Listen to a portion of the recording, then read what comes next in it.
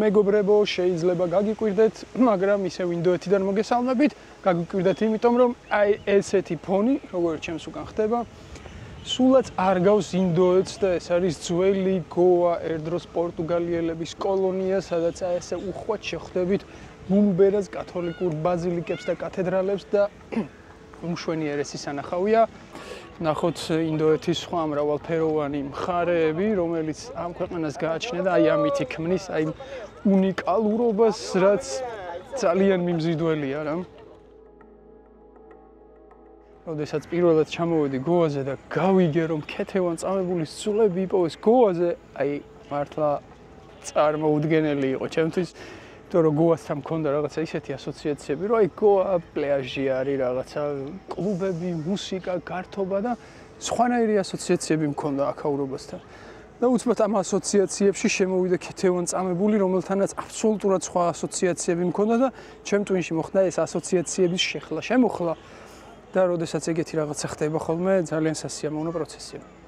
და ეს ისტორიაც თავისთავად არის აი არ ვიცი მართლა ძვლებში დამიარა როცა კითხულობდი და როცა გავიგე და მოკლედ მაგის კვალდაკვალ ვივლით თან ეს თემაც ძალიან გააქტუალურდა ჩემთვის იმიტომ რომ ეს წინაპრების საკითხი წამოიწია გახსოვთ ალბათ რამდენიმე გადაცემის წინ წინაპრების შესახებ საუბრობდით და ზუსტად მაგ დროს თან შემხვდა ერთი სტატია სადაც ეწერა რომ 22 თაობაზე გადადის წინაპრების ტრამვა, ოღონდ დნმ-ით გადადის. ეს არ არის რაღაცა მეტაფიზიკური და ეზოთერული სწავლება, ანუ სამეცნიერო სწავლება, რომ დნმ-ით გადადის 20 თაობაზე და რომ გამოვითვალე დაახლოებით ქეთევან წამებულთან უწევს 20-22 თაობა ჩვენთვის და ვინ იცის ეხლა იქნება ის ჟამი დადგა, როცა ჩვენ აი მაგ ტრამვებისგან რამენაირად უნდა გავთავისუფლდეთ და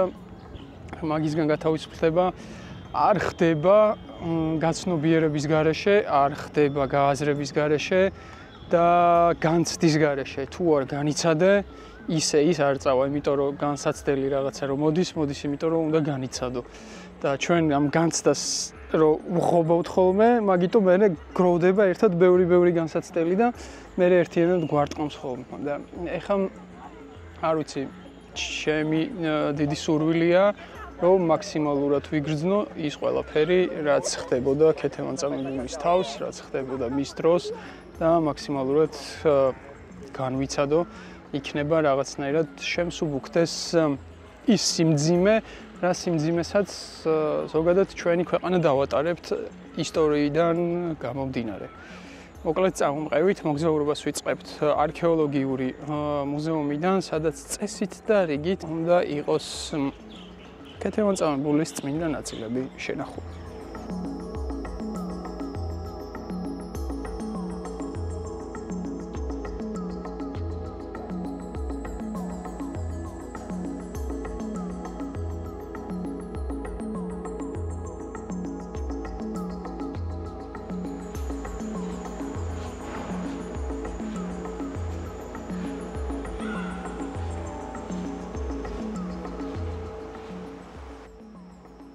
მთელი დარბაზია, რომელიც ქეთევანს ეძღვნება და გული ამიჩქარდა. რას ვიფიქრებდი? უცებ გამიხედა.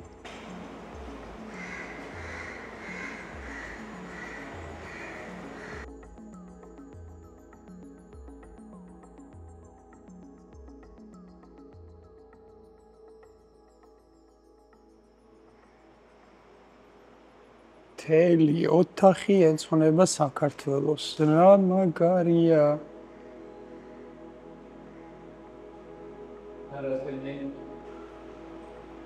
ბაგრატი პირველი მეფე.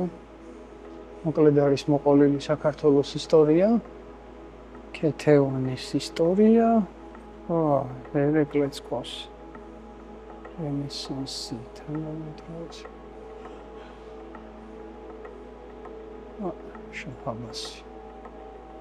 თეიმურას ეს ყველაფერი ხდება გოაზე.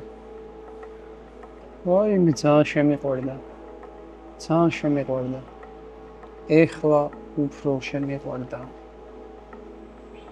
გული ამიჩქარდა. პირდაპირ გითხრათ, ეხლა დაცვა არის, რომელიც ხელს მიშლის გადაღებაში და მეთქი არც იქაბედი. საქართველოსთან ჩამოვედი ამის გადასაღებად და რას ქვია, გადაღება არ შეიძლება თქვა.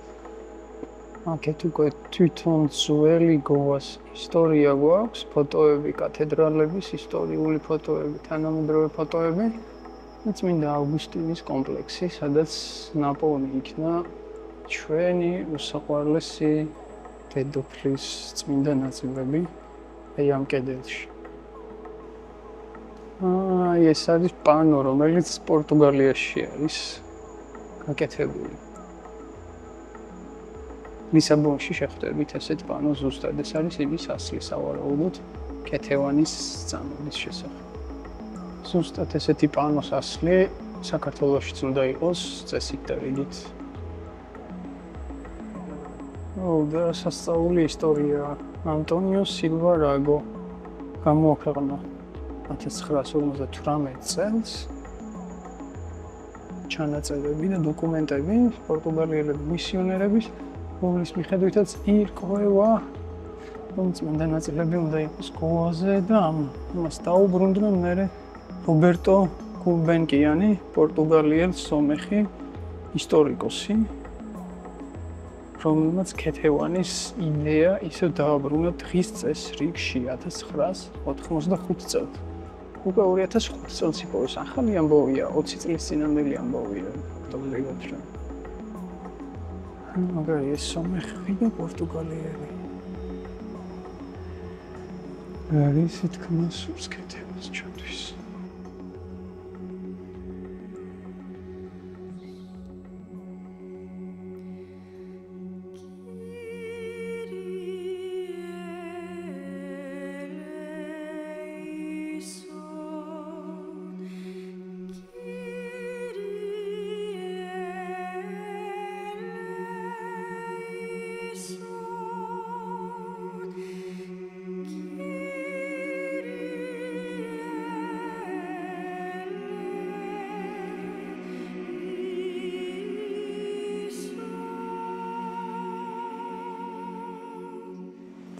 რაც მე ძალიან მომწონს და რაც მე ძალიან მიხარია, ჩემი ორი დიდი სიყვარული არის ინდოეთი და საქართველო და მოკლედ აი აქ ეხათან მუზეუმში ქეთევას რო ნახე ხო ამიჩქარდა გული. და აქ კიდე გარშემო არის სხვა ძველი ღვთაებები ინდური, რომლებზეც ასევე გული მიჩქარდება. და ეს ორი ენერგია ერთმანეთთან რო ერთიანდება, აი ჩემთვის ძალიან ემოციურია და ძალიან რაღაცნაირი ამაფრთოვანებელია.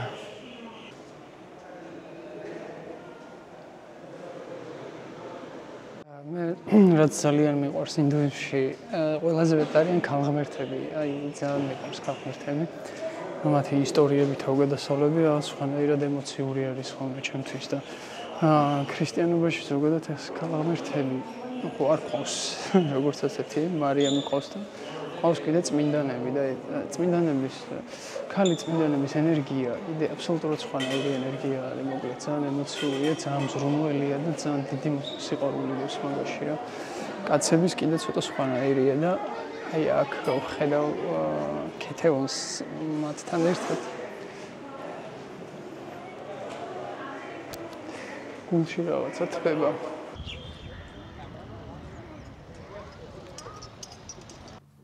ქეთევან დედოფალი მე-17 საუკუნის საქართველოს ისტორიაში ერთ-ერთი უმთავრესი ფიგურაა, მაგრამ ის ერთ-ერთი უმთავრესი ფიგურა არ ყოფილა მხოლოდ ქართველებისთვის, იმ გარემოებიდან გამომდინარე, რომ მისი წამება ცნობილი გახდა თითქმის მთელ ქრისტიანულ სამყაროში კათოლიკე მისიონერების დამსახურებით, ის იქცა ერთ-ერთ უმთავრეს მოწამედ არა მხოლოდ ქართველებისთვის, არა მხოლოდ მართლმადიდებელი ეკლესიისთვის, არამედ კათოლიკებისთვის.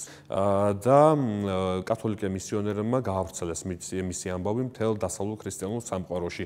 და ამ ამბავმა, ქეთევანის მოწამეობის ამბავმა შეძრა მთელი ქრისტიანული სამყარო, იმიტომ რომ ბევრი ფიქრობდა, რომ მოწამეთა ეპოქა უკვე დასრულებული იყო და წარსულს იყო ჩაბარებული, თუმცა ქეთევანის ღვაწლმა, მართლა განუმეორებელმა ღვაწლმა, მისმა მოწამეობამ და თავგანწირვამ საკუთარი რწმენისათვის, ასე ვთქვათ, ეს რწმენა, ეს შეხედულება გააკარწყლა.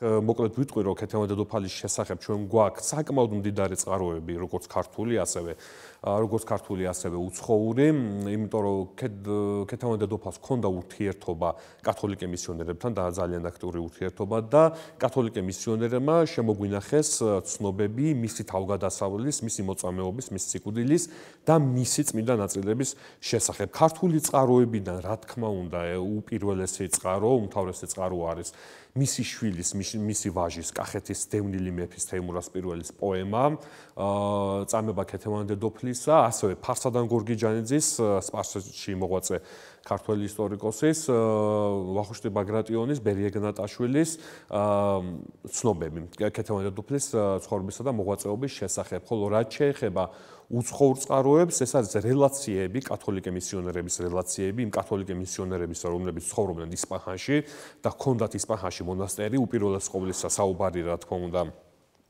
წმინდა ავგუსტინეს ორდენზე, კათოლიკურ ორდენზე, მაგალითად პატრი ამბროსიო, მაგალითად პიეტრო დე ლა ვალე, ესენი არიან უპირველესი, რა თქმა უნდა, ქრისტოფორო კასტელი,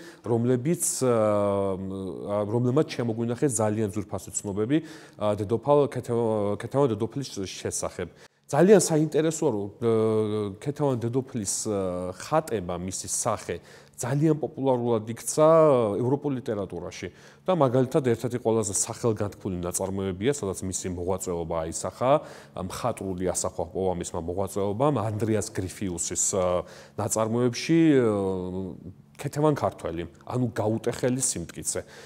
ანდრეას გრიფიუსი იყო გერმანელი დრამატურგი, მე-17 საუკუნეში მას თითქმის ისეთივე სახელი და დიდება ჰქონდა, როგორც მაგალითად გოეთეს მე-18 საუკუნეში, ძალიან ცნობილი პოეტი, მწერალი და დრამატურგი იყო და სწორედ ეს შთაგონების წყაროდ იქცა მისი შემოქმედებისთვის ქეთევან დედოფლის მოღვაწეობა და მოწამეობა, რომლის შესახებაც მათ სავარაუდოდ ჰქონდა ინფორმაცია პიეტრო დე ლა ვალესგან, რომელიც ცხოვრობდა იმ პერიოდში ისპაჰანში, სპარსეთში, როდესაც დედოფალ ქეთევანი ცხოვრობდა იქ და აღესრულა. ქეთევან დედოფალი, როგორც წყაროებიდან არის ცნობილი, იყო აშოთან მუხრაბატონის ქალიშვილი, ქეთევანის უფროსი ვაჟი თეიმურაზი, კახეთის მომავალი მეფე თეიმურაზ პირველი, მეფე პოეტი, დაიბადა 1590 წელს. თუმცა მე-17 საუკუნის დასაწყისში უკვე სერიოზული პრობლემები დაიწყო კახეთის პოლიტიკურ ცხოვრებაში. და ქეთევანი შიშობდა, რომ ბიძა გიორგი, ანუ მისი ქმრის ძმა, დაუშავებდა მის შვილებს.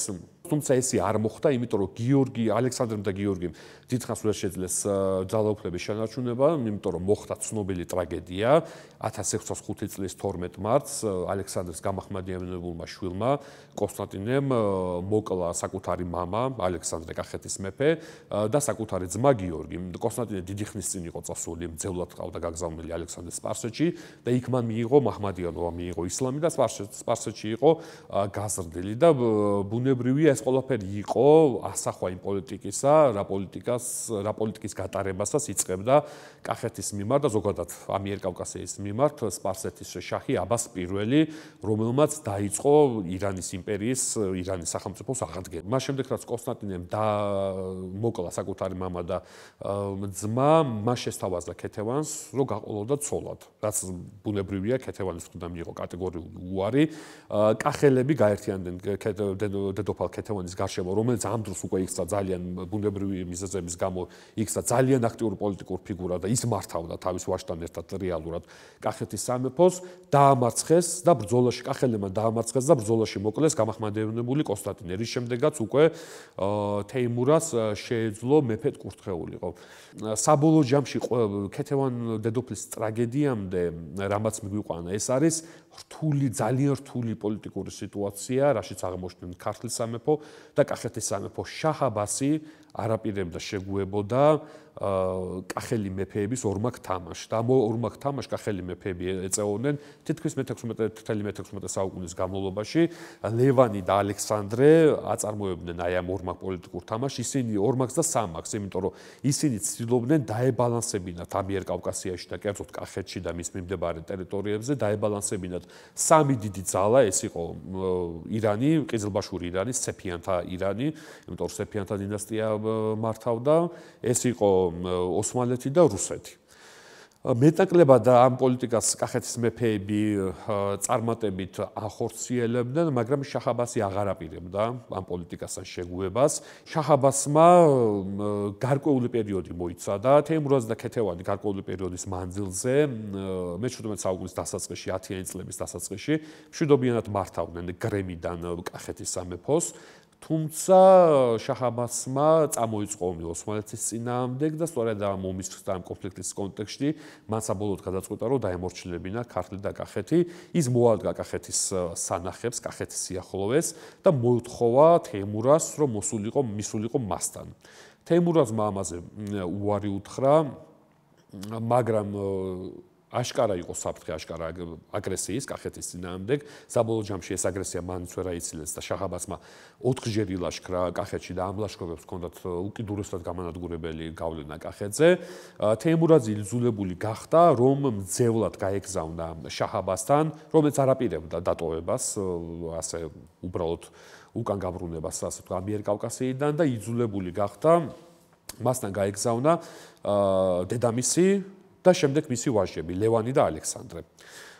ლევანი და ალექსანდრე არ უნდოდა თეიმურას ამის გაკეთება, მაგრამ როგორც წყაროებიდან ფარსანა გორგიჯანიძე, ბერი ეგნატაშვილი, ვახუშტი ბაგრატიონი გვატყობინებენ, თეიმურაზ პირველი აიძულეს კახეთის თავადაზნაურებმა, რომ გაეგზავნა დედამისი და ვაჟები, იმიტომ რომ შიშობდნენ, რომ შემდეგ შაჰ აბასი მათაც მოთხოვდა ძევლების გაგზავნას და ამის შემდეგ უკვე ილაშქრებდა კახეთში, ამიტომ იძულებული იყო გაეგზავნა დედამისი და ჯერ გაგზავნა უმცროსი ვაჟი და ამაზე გვაქვს ცნობა, რომ შაჰ აბასი თითქოს შეურაცხყოფილი დარჩა, რომ მე ვაქვს ძიძა ხო არა ვარო, რომ უმცროსი ვაჟი გამომიგზავნეთო. მოთხოვა უფროსი ვაჟიც გაგზავნაც, უმცროსი იყო ალექსანდრე, მერე გაგზავნა ლევანი და ნუ შემდეგში ვიცით, რომ აბსოლუტურად შემზარავად დაასრულეს თეიმურაზის ვაჟებმა სიცოცხლე ქეთევანთან ერთად, დედოფალ ქეთევანთან ერთად და გაგზავნა დედამისი.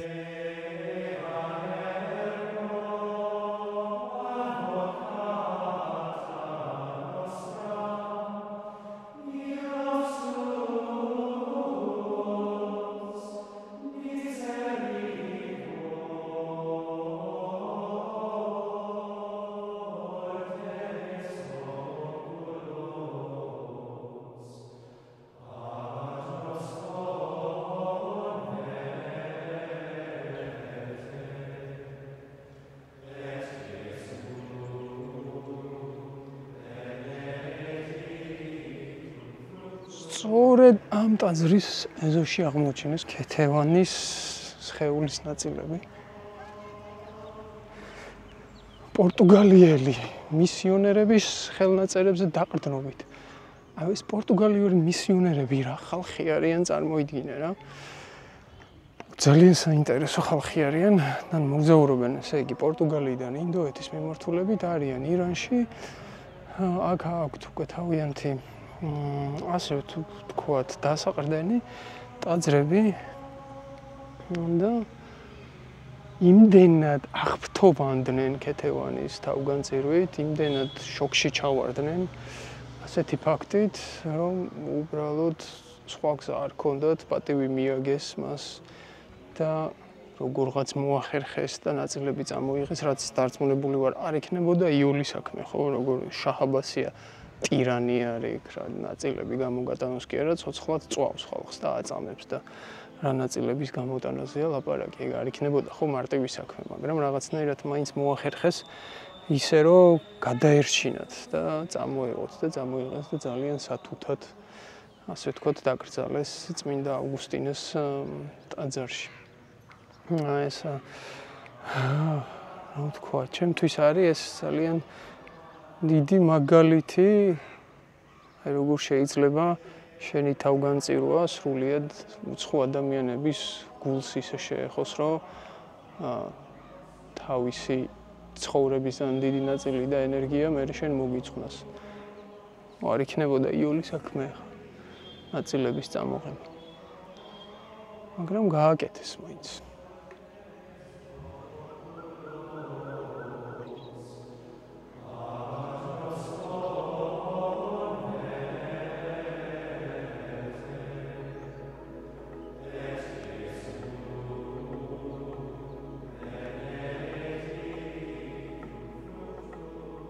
ჯერ დედოფალი ქეთევანი ცხოვრობდა განჯაში, ხოლო შემდეგ ის წავიდა ირანში, ირანის ტერიტორიაზე, შირაზში და იქ ცხოვრობდა იმამ ყულიხან უნდილაძის მეთვალყურეობის ქვეშ.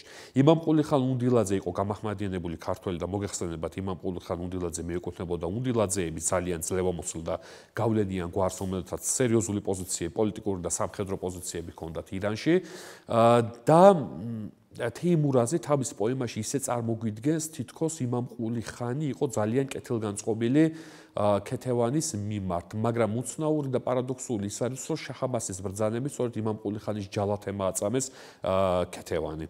ამიტომ ისტორიკოსებს ბევრს ეჭვიეპარება ამ კეთილგანწყობაში და ეს უნდა განპირობებული ყოფილიყო თეიმურაზის შემდგომი ხანის ურთიერთობით იმამ ყულიხანთან და დაუთ ხან უნდილაძესთან, იმიტომ რომ შემდეგ თეიმურაზი და უნდილაძეები იქცენ მოკავშირეებად და ერთობლივად დაიწყეს მოქმედება ირანის წინააღმდეგ, მაგრამ ეს უკვე დედოფალ ქეთევანის მოწამეობრივი სიკვდილის შემდეგ.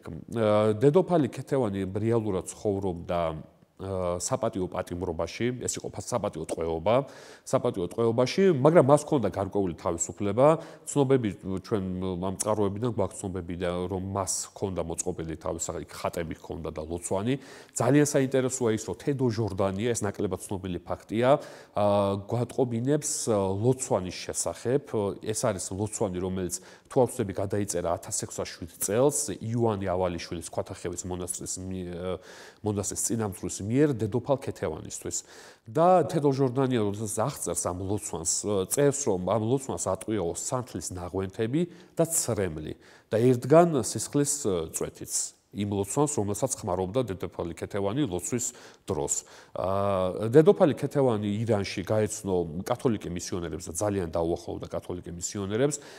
რა თქმა უნდა, მის შესახებ გვაწვდია ცნობებს და ის გაეცნო ასევე ძალიან ცნობილ იტალიელ მოგზაურს და კომპოზიტორს, მე-17 საუკუნის ძალიან ცნობილ კომპოზიტორს პიეტრო დე ლა ვალეს, რომელიც რომში დაიბადა, შემდეგ გარკვეული პრობლემების გამო რომი დატოვა და დაიწყო მოგზაურობა აღმოსავლეთში და დაგვიტოვა ძალიან საინტერესო ჩანაწერები მისი აღმოსავლეთში მოგზაურობის შესახებ. ის მოგზაურობდა, ის იმყოფებოდა კავკასიაში, ინდოეთში, არაბეთში, არაბულ ქვეყანებში, იერუსალიმის ეწვია და აღწერა მისი პილიგრიმობა, ასე ვთქვათ, იერუსალიმში, თუმცა ყველაზე დიდი დრო მან დახო ირანში და აქ სწორედ მისი ჩანაწერებიდან გებულობ ჩვენ დედოფალ ქეთევანის ირანში ცხოვრების შესახებ ძალიან ბევრი ცნობა გვაქვს.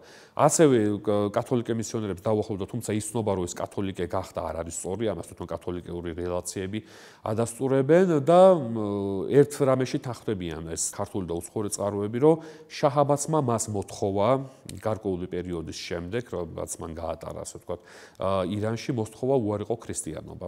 არის ასეთი მითი და რამდენად დადასტურებულია, ასე ვთქვათ, არ შეიძლება ისტორიული რეალობა იყოს, რომ თითქოს ეს პირველად ქრისტეფორე კასტელი გვაწვდის ამ ცნობას, რომ შაჰ-აბასს ჰქონდა, ასე ვთქვათ, შეუყვარდა რაღაც გარკვეული ცნობები ჰქონდა დედოფალ ქეთევანის მიმართ და დედოფალმა უარი უთხრა ამაზე და ეს იყო სწორედ იმის მიზეზი, რომ ის სასტიკად აწამეს და მერე მოწამეობრივად დაღესულა, თუმცა ეს ჩემი აზრით საეჭვო შეხედულებაა. საბოლოო ჯამში მთავარი მიზეზი იმის გამო რის რატომაც დედოფალი ქეთევანი აღესრულა მოწამეობრივად, ეს არის მისი ძალიან მტკიცე დგომა სარწმუნოებაში. არაქელ თავრიზელი, სომეხი ისტორიკოსი, რომელიც სპარსაში ცხოვრობდა, გვეუბნება იმის შესახებ, რომ შაჰ-აბასმა იკითხა ერთხელ თუ რატომ არ იღებენ ისლამს ქართველი ქალები, რომელიც ცხოვრობენ ისპაჰანში და სპარსეთის სხვა ნაწილებში. რაზეც მოახსნეს, რომ დედოფალი ქეთევანის მაგალითს ბაძავენ, დედოფალი ქეთევანი არის მტკიცე ქრისტიანი და მის მაგალითს ბაძავენ და ამიტომ არ უარყოფენ ქრისტიანობას. რის შემდეგაც შაჰ-აბასმა კატეგორიულად მოთხოვა,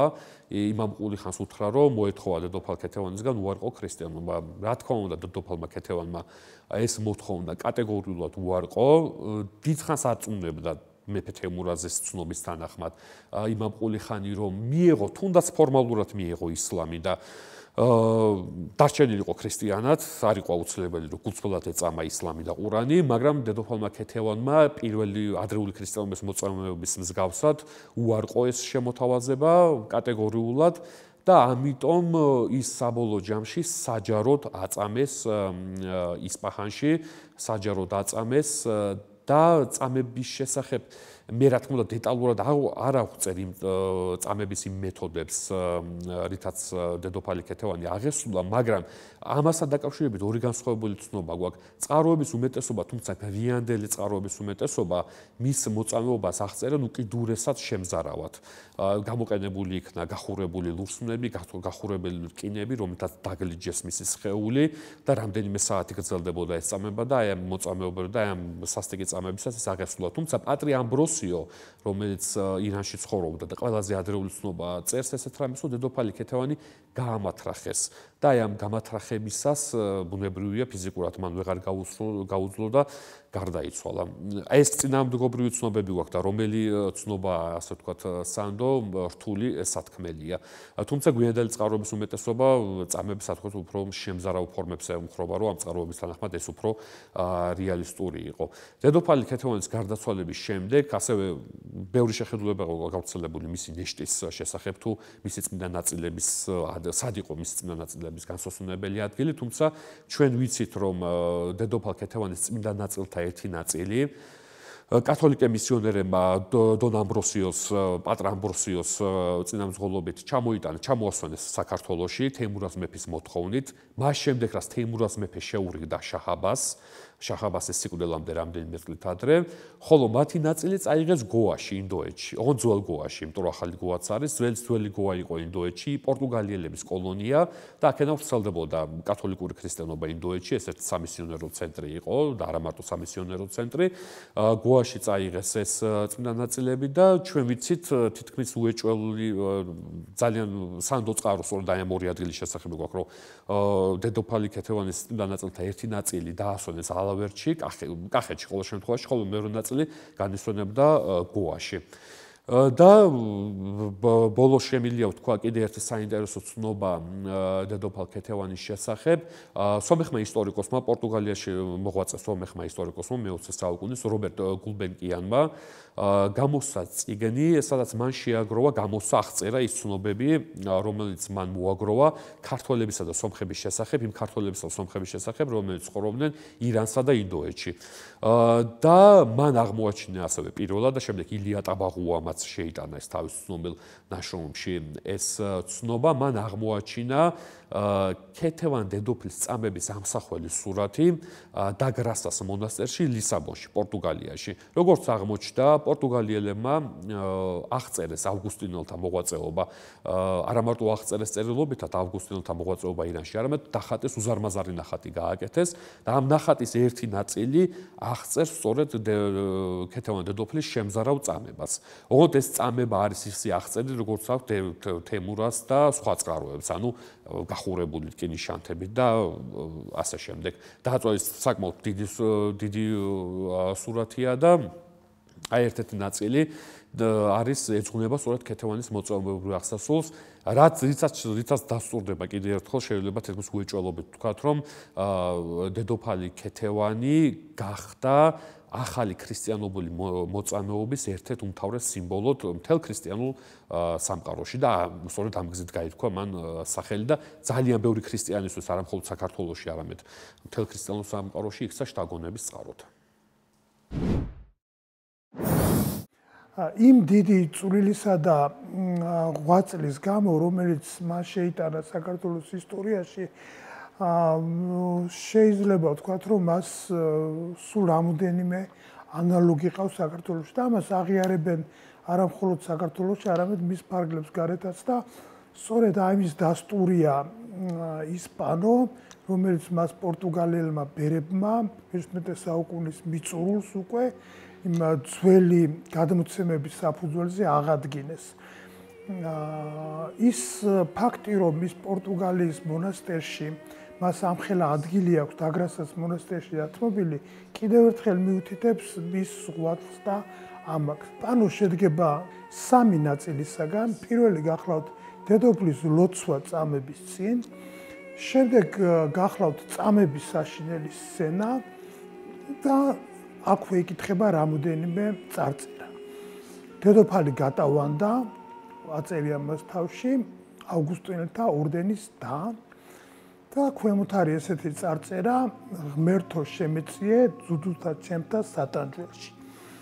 აქ არის წამება გამოცახული ფაქტიურად იმ აღწერებით, რომელსაც დონ ანჟუში აღწერდა, რომელიც შემდგომ თემურაზმა, მისმა ვაჟმა გალექსა და საშინელი ფერებით წარმოადგენდა. მესამე სცენა გახლავთ იგივე დონ ანჟუში, რომელიც ჩამოდის საქართველოში, ხვდება უკვე გამეფებულ თეიმურას, ქეთევანის ვას და მას საჩუქრად გადასცემს უძვირფასე საჩუქარს დედოფლის წმინდა ნაწილებს. ეს ის პერიოდია, როცა ევროპისაკენ ზირალმა საქართველოს მმართველებმა, რეალურად საშველისაკენ ზირალმა საქართველოს მეფეებმა ცდილობენ უახლოვდებიან კათოლიკურ პერიოდს. ამაზე საუბარი შორს აგვიყვანდა, მაგრამ აი ერთ-ერთი ის გახლავთ მისიონერული სკოლების დაარსება, რომელიც ამ პერიოდში როგორც მოგახსენეს, პანო პირველი აღმომჩენი, ასე ვთქვათ, იყო გულბეკიანი, ინდოეთში მაცხოვრებელი სომეხი მილიონერი, რომელსაც აღწერა ეს პანო. მერე სულთანმა რეზო თაბუკაშვილმა ნახა ეს პანო, მაგრამ ისე გარდაიცვალა, რომ ვეღარ მოასწრო მასე დეტალური ინფორმაციის გადმოცემა და შემდგომში მერე საქართველოსთან წასულმა დელეგაციამ, რომელშიც შედიოდნენ გიორგი კალანდია, შედიოდა მამა გიორგი რაზმაძე, შედიოდა სანდრო ნონიშვილი და სხვანი, რომელთაც აღმოაჩინეს ეს პანო, ეს გახლავთ უზარმაზარი დაგრასას მონასტერში, ერთ-ერთი ფლიგელი, სადაც ის აღმოჩნდა ამჟამად მოქმედ საბავშვო ბაღის ფლიგელში და მაშინდელი საქართველოს ელჩის ბატონი მამუკა გორგილაძის დახმარებით, ასევე საქართველოს საპატიო კონსულმა ბატონმა ლიუშ მარინიომ გაიღო ძალიან ბევრი დიდი ღვაწლი ამ პანოს აღმოჩენაში, დამზადდა პანოს ზუსტი ასლი. ხშირად გონიათ ხოლმე, რომ რაღაც ეს კაფელებზე აი ეს არა, ზუსტად იგივე მასალით არის მოჭიქული კერამიკით შექმნილი, ზუსტად იგივე ტექნოლოგიით დაამზადეს ეს პანო პორტუგალიელმა ხელოსნებმა, მათვე ჩამოიტანეს და მათვე დაამონტაჟეს ჩვენთან, როგორც გითხარით, მას აქვს რამდენიმე წარწერა, რომელიც თითქოს მოწოდებულია იმისაკენ, რომ ის წარმოაჩინოს კათოლიკე, ვიღაც, მაგრამ როგორც მოგახსენეთ, დედოფალი თავიდან ბოლომდე გაუტეხილობის სიმბოლო დარჩა. ანუ იმითაც არის მნიშვნელოვანი, რომ მას შემოინახა ფაქტიურად დედოფლის, რა თქმა უნდა, მიახლოებითი სახე, რომელიც რეალურად სხვა იმებში, აი პეტრე დევილას აქვს, მაგრამ ესეთი დეტალებით წარმოჩენილი ასად არ გახლავთ.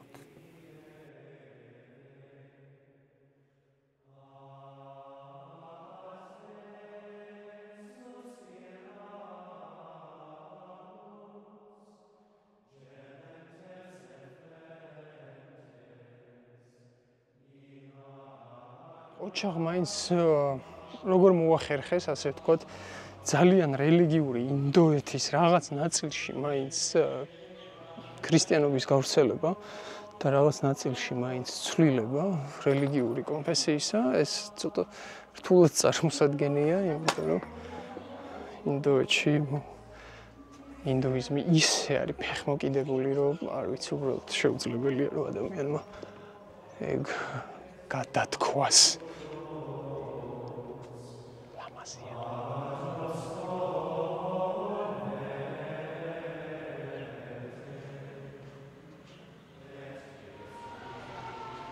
აქვე არის ერთი ტაძარი, რომელიდანაც ესეთი საოცარი ხმები გამოდის და ამხობს რო არ გაუყვე. აბა რას უნდა გაუყვე?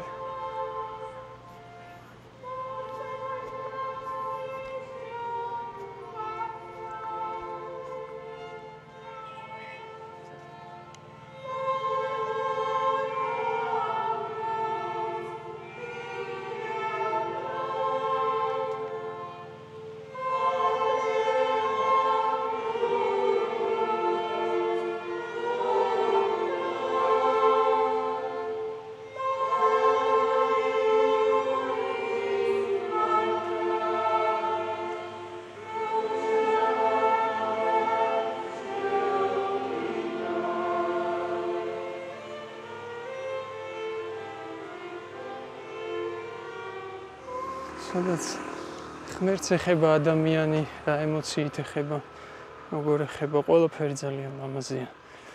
მაშინ ეკარგება ამ სილამაზეს თავისი მომხიბლელობა, როდესაც შემოდის ძალაუფლება, როდესაც შემოდის პოლიტიკა და ეს ღვთაებრივი ნექტარი ხდება დიდი მანიპულაციების და ძალაუფლების წყარო არა და ინსტრუმენტი რაღაცნაირი.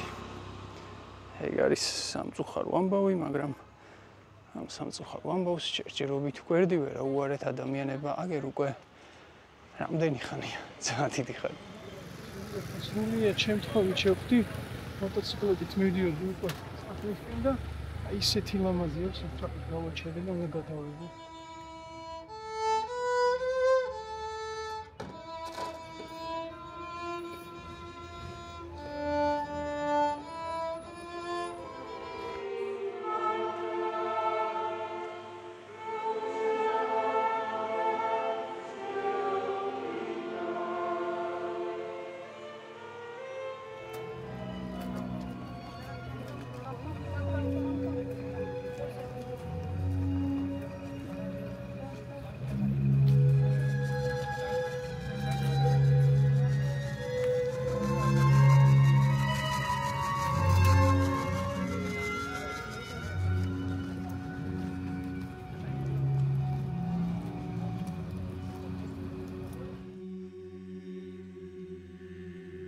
ფიზიკური ტკივილის გადალახვა ხშირად არის გზა მაღალი სულიერი რეალიზაციისკენ, წმინდანობისკენ. ადამიანები ხშირად სპეციალურად ქმნიან ტკივილს, რათა ის დაითმინონ. მაგრამ ისინი ამისთვის წლობით ემზადებიან როგორც ფიზიკურად, ისე სულიერად. ძალაუნებურად ვავლებ პარალელებს ქეთევან დედოფლის შემთხვევასთან. მაინტერესებს რა მდგომარეობაში იყო მისი ფსიქიკა, ემოცია, რას გრძნობდა, რას განიცდიდა. საიდან ჰქონდა ეს ძალა? გადაელახა, გადაულახავა. ეს არის ძალა, რომელმაც საქართველოს დღემდე მოიყვანა. რომელსაც შენი ხალხის და შენი ქვეყნის სიყვარული ქვია. ჭეშმარიტი სიყვარული, რომელიც დაუფიქრებლად გაწირავს მეს, იმისათვის რომ გადაარჩინოს ჩვენ.